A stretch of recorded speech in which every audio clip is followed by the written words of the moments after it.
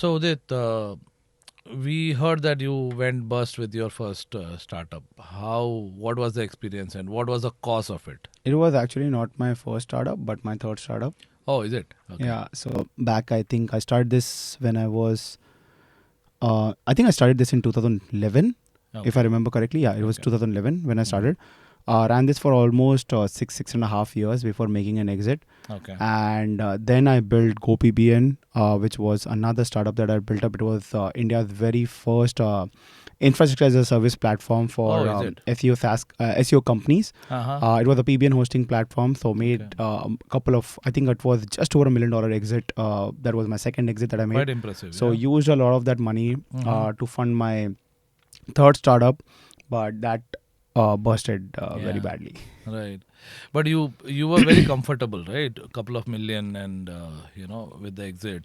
Did you only invest in there or you had some investments around multiple companies and this went bust, or how was it? I mean, No, so I never invested in anything else. It was okay. primarily just into Funnel Bake was the name of the project back in those Oh, days when I was interesting building name. up. Funnel Bake. Yeah, Okay. that was the name of the project that I was building up. Uh-huh. But I think things just didn't work out overall with the project itself. Okay. Hired the wrong team, and then after that, after the first attempt, I tried to hire another team completely. Even that did not work out at Okay. the same time. Twice. Okay. Yep. So then the third time, I was able to get the product up and running at the very least, was able to Mhm. get the revenue flow coming in. But again, it was not up to the par.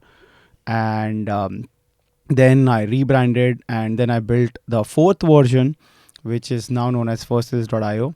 Okay. And when I was also rebranding the entire project, I was like, First Sales makes more sense Yeah. because Funnel Bake sounded more like a marketing kind of a product. Or a kitchen product. Yeah. So that's when I rebranded to First Sales. The name came out to be like spectacular, and the Yeah. product was even more spectacular. And that's something that I think you guys are already using right now Yeah, as we a are using platform. that, yes. So yeah, that's been the journey. We're now building the next version of it, which is just going to revolutionize the entire sales for every single B2B company out there. So what we understand from what you said is, you are never right at the first time and maybe not right at the second time. So what inspired you to give the name as Funnel Bake or the first sales? So what we are trying to understand is how important is the name and how you can build a brand, or how marketing can be fixed across the name. So that's where the focus is. So I think the branding plays a very major role. If someone reads your name, someone reads a brand name, they need to understand right away what you are trying to do. If they don't understand that, then generally what happens is you end up spending a lot more money on marketing. right. So, for example, if you look at Google, that makes no sense, right? Yeah. But they spent millions and millions of dollars on branding. Oh, But not everyone has that opportunity in terms of spending that sort of a money on branding at the same time. true. So, this is where we're very peculiar about brand names, especially in terms of what we're trying to do, where when people read the name, they kind of like get right away what you're trying to do. And I think that's where branding plays a very major role. So spend some time on that brand name if you can, so that it just makes it very easy for you to just brand it out, right? Now every time we go out there, in fact, with for first sales, we don't even have a tagline, Yeah, right? yeah. Because the First word sales. itself says your journey starts with us, right? Like that's So your first sales. That's what the platform is all about. so So clear. that's what it is all about at the end of the day. So focus Yeah, on branding, very important. yeah. So you say brand names or whatever name you are giving, it has to relate directly to what you do. Okay, Udit, I just wanted to understand. See, now that you are an entrepreneur yourself, you also invest in startups these days. So, what are the key things that you look in a startup before you think about investing in it? I think the first thing that I try to do, I've invested in about 36 startups as of now. In my last 2.5 years of journey, gotten about 6 exits. So I think I've got like some decent experience by now. Still Yeah, learning yeah. from other angels, other people, and from my own money. And I think the first thing that I generally look for is whether there is a founder fit or not. Generally, what happens is a lot of angels, a lot of investors, they are so engrossed about just looking into what is the revenue of the company, Right. what is the valuation of the company, Mhm. versus actually focusing on whether there is a founder market fit or not. If there is no founder market fit. At the end of the day, he's the one who is running the company on a daily basis. He's the one who Right. wakes up at 6 a.m., goes to work, runs the company, comes back home at 11 p.m.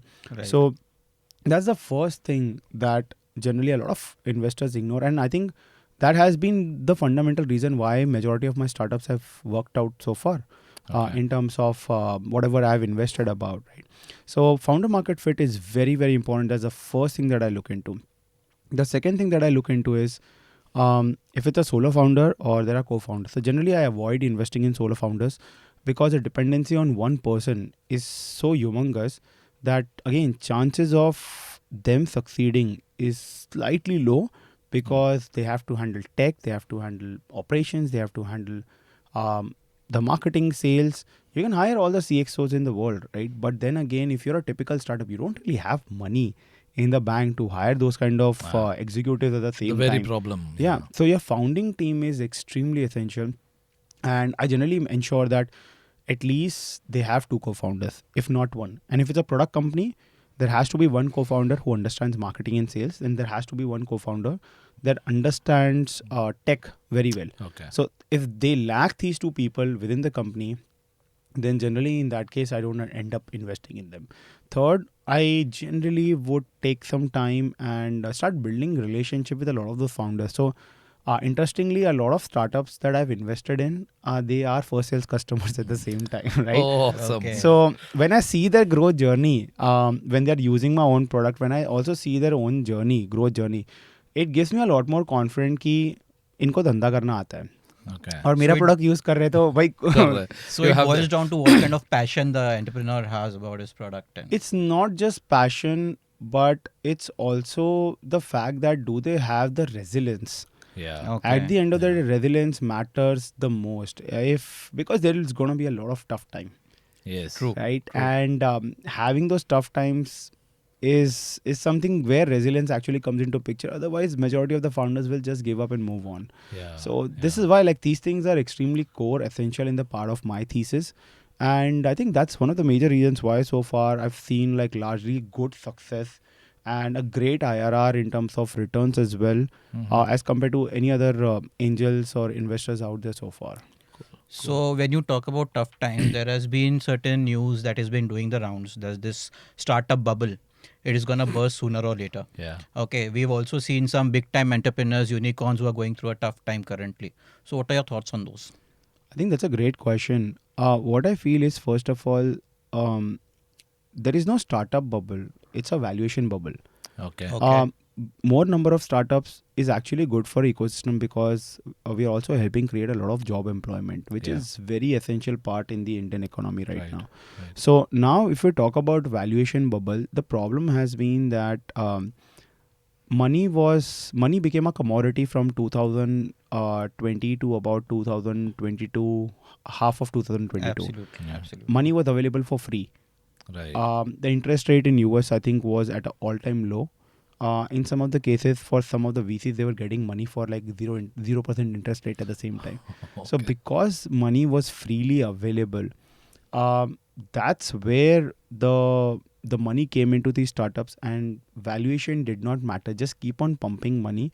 And what majority of the Indian startups they started doing was they started following the US model of blitz scaling, which means invest at whatever valuation and acquire customers at any cost. Doesn't matter. Okay. Right. So if you overspend money on acquiring customers, you will definitely acquire customers, but you will not make any money because you're not focusing on margin. You're not focusing on optimization. True. And optimizations and margins, they do take time.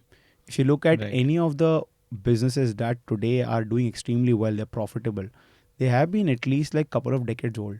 Yeah. You cannot build a successful company in a matter of 2 years, 3 years, Absolutely. 5 years. It's just Right. not possible. You can achieve that valuation status, right? But that doesn't mean you'll actually end up making money.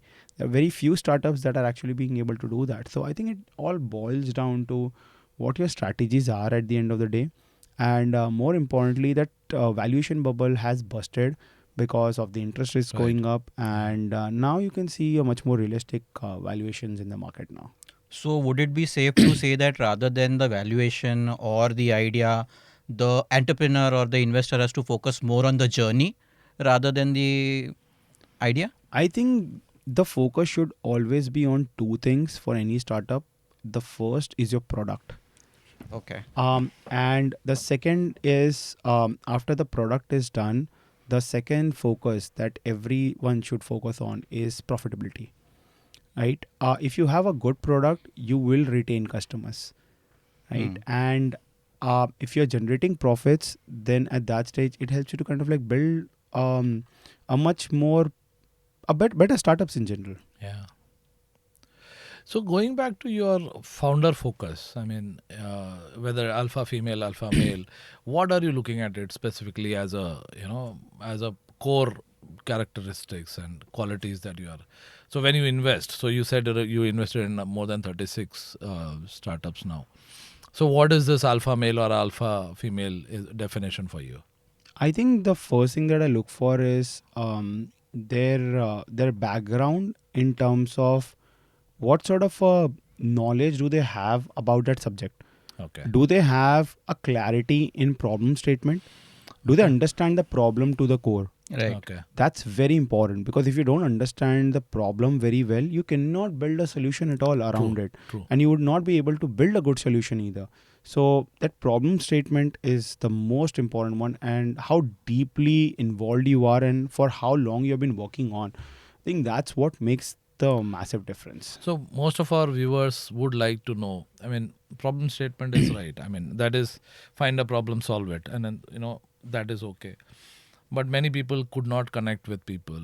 In general, they cannot actually do a lot of marketing, or they cannot, focus on, say, even development of their products. That's where they are. Okay, we know what is to be done, but actually they cannot do. In that case, how do you find out? So there is a person who knows that there is a problem in the market that I can solve and I can produce, but the person is not capable of you know interacting with a lot of sourcing things or generating resources. So in that case, do you think you see a potential somewhere, or how is it? I mean, how we can judge that way?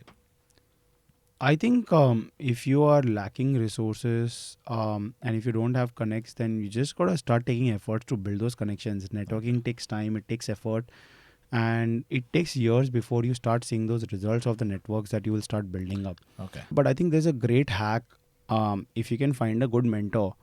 Okay. And if you can onboard a good mentor, right, give them some equity in the company or pay them some sort of their consulting fees, things like that. But again, don't look for mentors for free, because they will Yeah. not take interest, they will not give you Absolutely. time. Absolutely. And I think we have also seen that a lot of people reach out to other folks in the industry who have been around for a long time doing good work, asking for mentorship for free, and that's when they lose out the opportunity to actually build good relationship, because nothing in the world is free. Absolutely. Someone Absolutely. has reached to a certain stage at their life because they have really slogged very Yeah. hard. Yeah. So I think getting that mentor can really help you. And again, just give about like couple of percent of equity. That's not a problem, because that person can enable doors for you. And more importantly, the mistakes that you will make, you'll avoid making those mistakes at Yeah. the same time. Because that person is already Correct. done the mistake. And third, you can build your networks very rapidly Yeah. with them. Yeah. So that's why getting that mentor is very important. If you don't want that, then there is no other way but you have to slog. You have to reach out to more Right. people, start attending more networking events, go and do some meetups, Yeah. meet people at different meetups.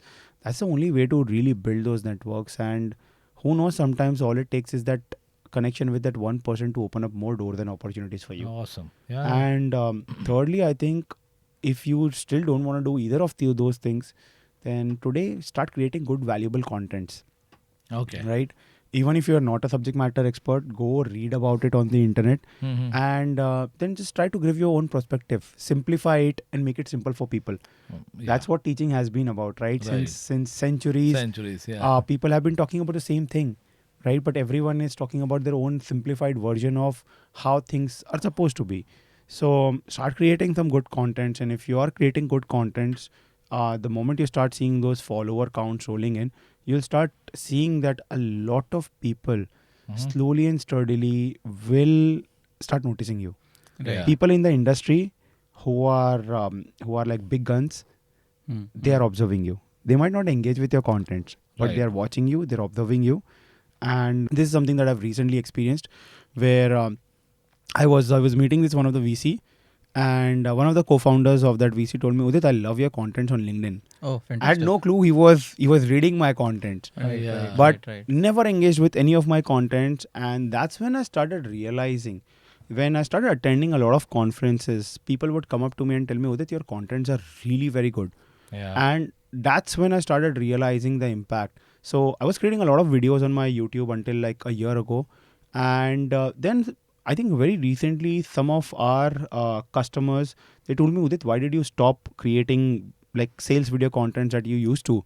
Yeah. And that made me realize that, okay, these contents are actually creating impact, Right. right? Unless until people come and tell you. So Mm, I have used content as a hack, Medium. Yeah. as a medium to Yeah. really connect with a lot of people, Mhm. lot of good people across my entire life.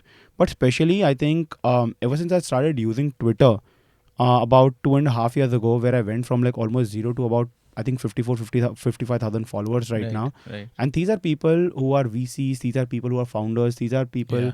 I think a lot of like Bollywood celebrities kind of like follow me on Twitter. Again, Oh, I don't know why. fantastic. I'm clueless why. But then again, I've seen like all of these folks coming and following me. And that has really helped me connect, because then I have seen some DM exchange happening between Oh. a lot of these VCs, founders, right? A lot of leads would come in at the same time.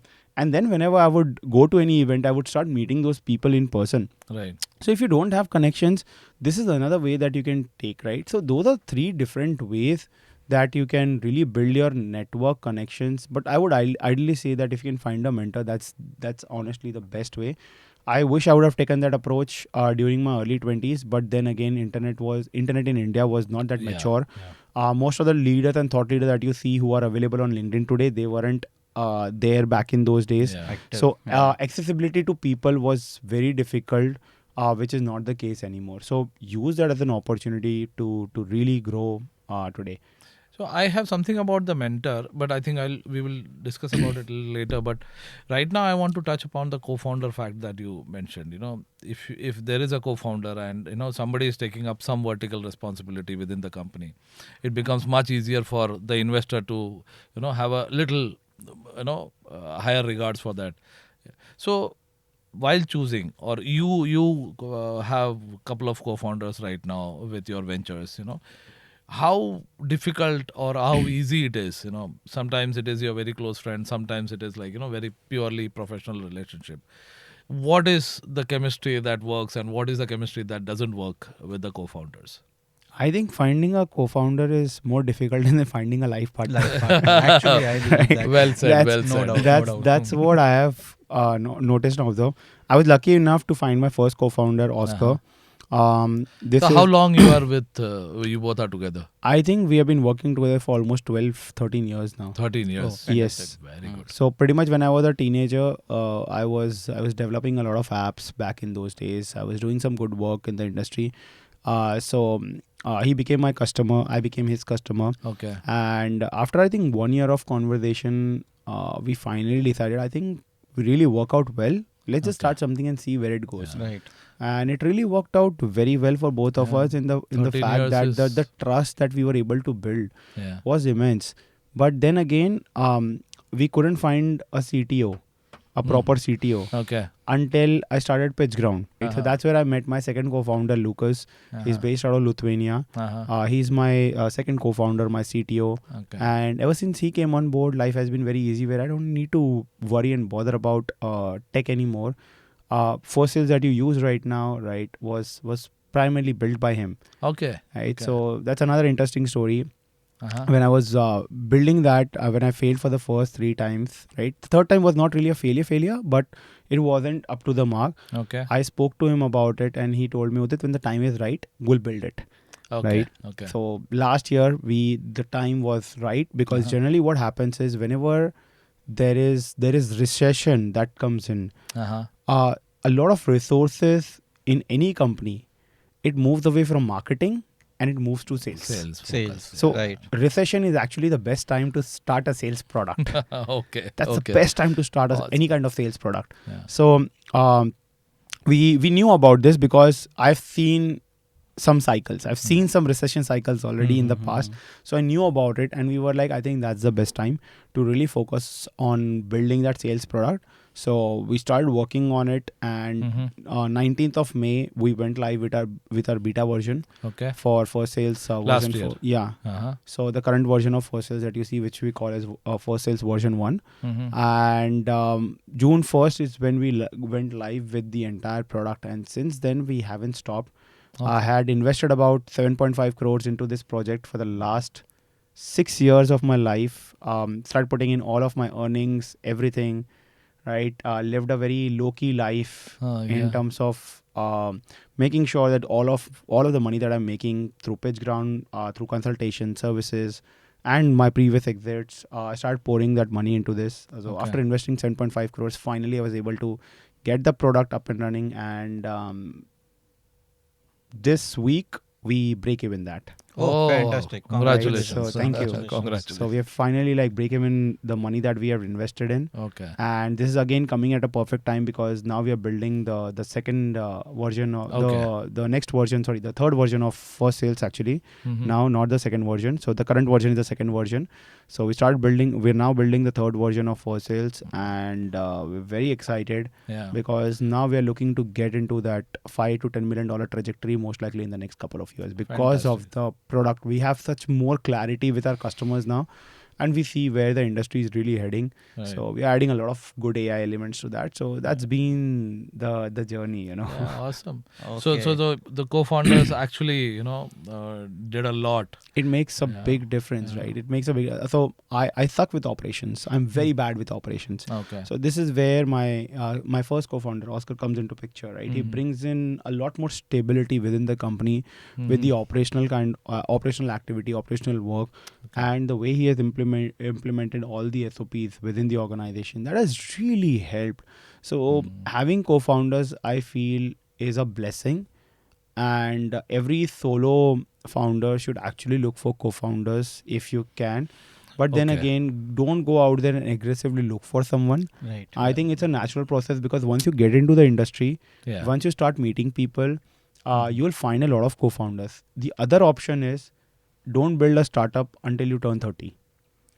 Yeah. Okay. So I was about to ask that. I mean, what is the age and what is the age, time? right. Yeah. So this is my formula. I wish I would have done this, but this is my formula. Starting from 18 to 23, 22, 23, work for a bootstrap startup. Okay.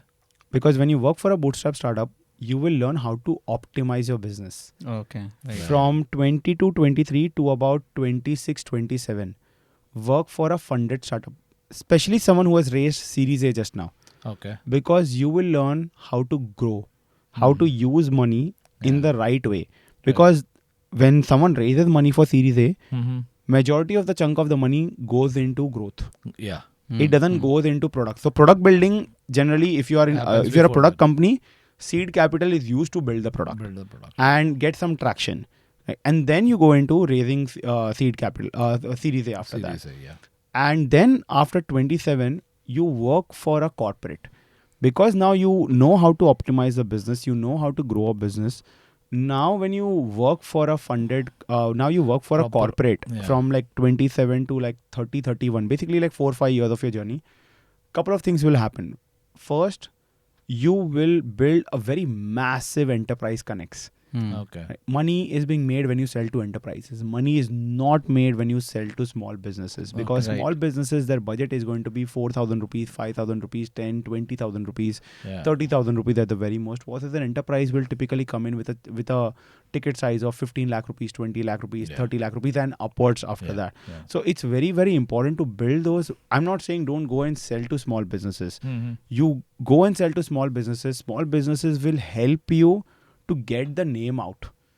Yeah. But it's actually your enterprise that drives the entire revenue for The your revenue. organization, especially when you're building B2B organization. Yeah. So I've primarily been in B2B for almost my entire life. Yeah. So when you build those enterprise connects, what happens is whenever you decide to build your startup in the future at any given point, Mhm. you know for the fact that you already have those connects, and if your product is ready, you can go and start selling them right away. Right. And that brings in that initial 3-4 big clients for your company, that helps you to have a great cash flow coming in to help you build a great team at the same time. True. So the second thing that's going to happen with you is you will find a lot of good people at the same time, right? Your colleagues, Yeah. they can be your potential co-founders, your founding team members, because that's when they have gone through the same hustle during their entire 20s to come and even clear and get into that corporate, because getting into corporate is not easy, Yeah. right? So that's when you'll potentially meet your co-founders at the same time. Right. So this is the path I wish I would have taken. And lastly, um, when you do this 12, 13 years or 14 years of a journey before you start a startup, you will learn how to avoid making those mistakes. Yeah. So Right. make mistakes on other people's money. Why do you want to Yeah, burn your own absolutely. money to Absolutely. make those True. mistakes, Absolutely. right? And corporates, they don't care at that stage. So that's when your learnings would come in. And when you get that learning, and now you also have a very high level of clarity of what kind of startups you want to build. Yeah. Right. Once you have that clarity of what kind of startup you want to build, it will also help you to raise capital in a much better way, because Yes. again, you have experience, you know what you're doing, you found the right team. So that's, I feel, is the right formula, even though there is no right formula of building anything. Yeah. But I feel this can be a great framework, I would say, instead of formula. Framework would be a better word. So this can be a great framework for a lot of companies, for a lot of, sorry, not company, but Startups, youngsters, yeah, right, who yeah. are starting out right now. Keeping all the media hype aside, I think this is what is a great framework that can help you achieve a lot of success by minimizing your potential mistakes that you could make. Right. So Super. it is basically the whole journey comprises of first you build your own product, then there's a learning with the startups, and then with the corporates you know how to scale the thing to the better level. Correct. Okay. So coming to the journey, I was reading your LinkedIn page. You said something about building something during your college days. Yeah. Okay, so I just wanted to understand what motivated you, because college mein mostly people are very happy-go-lucky kind of people. Yeah. They, even if they want to work, they'll do something part-time. Not about building a product and starting a business. So what motivated you to start something of your own at that point of time? So I used to be a very heavy gamer. Okay. I used to play this game known as Ragnarok. It was the world's first RPG game. It used to be a lot fun, right? And I think while getting into gaming, it taught me how community and networking actually works. Okay. And when I was doing that, I was very curious about how this entire game is being developed, how the designs really work out, and that pushed me to start spending a lot of time on YouTube trying to learn about designs, development, and I was very curious about all of these things. So that's when I was like, let's get into it. And once I started learning, I started putting up some of my work on Orkut. So it used to be Orkut at that back time, back yeah. in those days. Yeah. So I would spend a lot of time on Orkut. I would put up a lot of my work over there, Yeah. and I started getting some good feedbacks from people like, Udit, your work is good.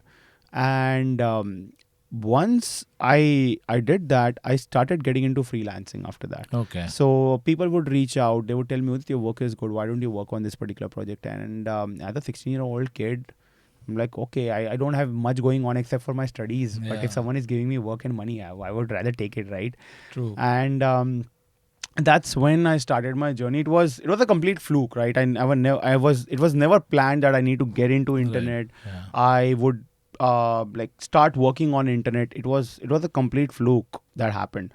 So while I was working on it, I started discovering a lot of platforms, a lot of things, and I've always been curious my entire life, and I'm still a very curious person, right? Yeah. I would sense a new opportunity way before someone else do, because I'm also a very high risk taker. Okay. And that has also benefited me throughout my life, because I would probably see, okay, there's an opportunity, let me take the risk. It's okay if I lose, but the gain is so massive that it's okay to lose at that stage. Yeah. So that's when I was, I think, one of the first person in the world to build a WordPress security plugin back when I was 18 years old. I saw an opportunity. I saw people were getting hacked all day long. I think I'm talking about 2007 8. Okay. Okay. Basically, when WordPress was brand new, Mhm. ended up generating about $350,000 back in those days Wow. at the age of Wow. 18 in a matter of just one and a half month. That's it. And yeah, I think I became Yeah. financially free at the Right. age of Yeah. 18 itself. Yeah. So again, it was never planned. I just observe a lot of things. I Mhm. read a lot of things. I see the problem statement and I try to build something around it. That's Okay. what I've done my entire life, and it has always worked out for me. Superb. Great. Great. Coming to mentor, do you have anybody mentoring you? I mean, not generally, specifically. So recent, so my m- so not until very recently, but then again, my mentors have always changed as Yeah. I I mean, have progressed in yeah. my life. So I think one of my recent mentor, the one person I have been speaking for quite some time, has been one of the top angels of India, known as Rohit Chanana. Okay. Okay. Um, Yeah. Amazing person. He's also on our cap table. He's potentially going to be joining our cap table Okay. in our brand new startup at the same time. That's great. So yeah, he's been fantastic person. Just the core learnings that when we sit and the kind of learnings, because I think he's probably like 67, so he's Yeah. built it, done everything in his life, right? So just the core learning has helped quite a lot, Right. basically. Right. Right. Right. So we left out on the chemistry that is not working with the co-founders. I mean, is there something which doesn't work with the co-founders? I mean, how do you resolve, disputes, or dispute is a I big word, disagreements? I think that's a great question. I think there's one thing that's clear between all our co-founders is unless and until all of us says yes for something, we don't move forward. Mm. No, Even if that's a one good one. even if one person says no, it's a no for everyone. So Yeah. we don't have a typical kind of like 2:1 Majority. majority Yeah. voting system within the company. We were Okay. very clear that unless and until we all agree to something, we're not going to move forward. The second one that we have done is each person is the ultimate decision maker in their own department. Okay. So, for example, any marketing and sales decision that I take is mine, and they Do trust they me. have a say in that? Absolutely, they do. Yeah. And then we discuss about it. But then they say, "Look, Udit, we trust you on this. You go ahead with So this." yours is the final kind of Yeah, vetoed. Yeah. on anything on the marketing and Yeah. sales end, that's my final say. Okay. Anything on the operationals say, that is Oscar's say. Okay. Whatever he decides is the final say. Okay. Anything on the tech end, in terms of whatever architecture we are building, how we are building our product, what tech stack we are using, where are we gonna host, every little decision, who comes in, whom we are hiring as a developer. Lucas, my CTO and my co-founder, he makes that final say. Right? We constantly give our input that we feel it needs to be done this way, but then he makes that decision. So, and we trust each other blindly on all of these decisions that we take. Right. And that's the best way to avoid disagreement, right? There's always going to be disagreement about certain things, but True. at the end of the day, we know for the fact that everyone is thinking what's best for the company. They're Yeah. not thinking what's best for them, The individual. the individual. Yeah. And Yeah. that has really helped out. And I think that's one of the core reasons why we all have been able to work together seamlessly for the last 5 years without any challenges, without any issues, without any kind of discomfort with each other. Okay. And I think one thing that has also helped is we have really shared a lot of things about our life with each other, Okay. right? So it's not just work. Everybody knows everything Yeah. about, yeah. So, What's going on with my family, what's really happening, right? So for example, my sister recently got married about 10 days ago. They know about it. I was sending them pictures, right? My other two co-founders will send pictures about their family, their kids, right? So we have a separate channel where we would just talk about our life, not just so we have a separate channel just for talking about life. discuss about life. Right. Awesome. So that helps quite a lot because that helps you to connect on an individual level. Because generally what happens is we are so focused about just being a professional all the time that we forget that at the end of the day we are humans first. Humans. Yeah. And when you connect on a much more human level, you build a lot better compatibility with your co-founders because again it's a 15-20 year journey that you're talking about. right? Yeah. And if you want people to work together on that end, you have to make sure that you're compatible enough Right. on all of these front. Otherwise, it just makes it very. So I read something on Twitter wherein your mother helped you buy your first system. Can you just tell us about that? I was probably in 8th grade, if I remember correctly. Uh-huh. She broke her FD. It was 30,000 FD. I think we're again talking about 2003. 2003, 20 2000, years back. yeah, 20 years back. So 30,000 was a huge amount at Yeah, that point. 30,000 was a significant, huge yeah. amount. So she broke her FD, and I bought Intel Pentium 4 At that time. Oh. at that time. Okay. Which was the pre like the cream of the best Yes, that was Machines the that best were at that available. time. Yeah. the best machine available. So I precisely remember it costed 29,300 for the Okay. entire machine. I still have that machine with me. I Oh. will never sell. Oh, I will never sell that fantastic. machine. So I think if my mom wouldn't have made that investment Yeah. and that sacrifice, I don't know where would I have been today, right? Because my life has always been around computers. So I'm grateful to her for that. Yeah, so that was your first step towards your entrepreneur journey. You can probably say that Yeah. that is where That like, prompted You got actually. motivated to Yeah. do something in the Yeah. in the operations part. computer space where I Yeah. started learning more about computers. I started learning more about what's happening, what's not happening on the internet. Right, I was using 256 kbps internet, BSNL internet connection. Yeah, those days. So that was also another challenge, but but yeah, that's been the journey. Yeah. Apart from doing all these in your busy schedule, you are into giving also, giving back to the society. What do you do? So we would like to know what are you doing, and we would like to, grow interest in that. So let us also look at that as a next step for us also. I think one of the core life mission that I have is by the time I turn 40, I grow enough where I help eradicate the issue of education. Okay. Because what Okay, I feel cool. is poverty can only be eradicated by education. Right. That's it. Absolutely. Right. There is no other way. You can give money to someone, but then again, it doesn't guarantee that the money will last, right? Yeah. But if you educate someone how to make money, if you educate someone how you can really feed yourself, if you educate someone about certain topics, if you educate someone about how you can solve a problem, if you educate someone how to communicate, this is exactly where education comes into picture.